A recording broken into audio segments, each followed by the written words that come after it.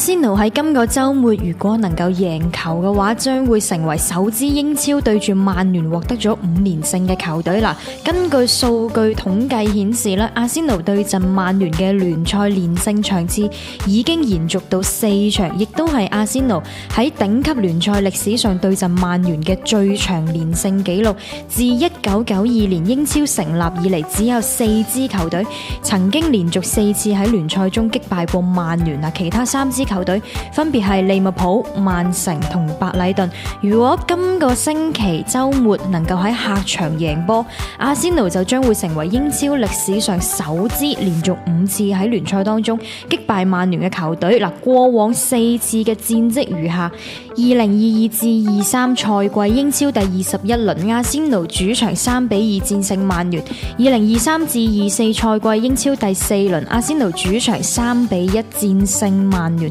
；2023至24賽季英超第37輪，阿仙奴客場1-0戰勝曼聯；2024至25賽季英超第14輪，阿仙奴主場2-0戰勝曼聯。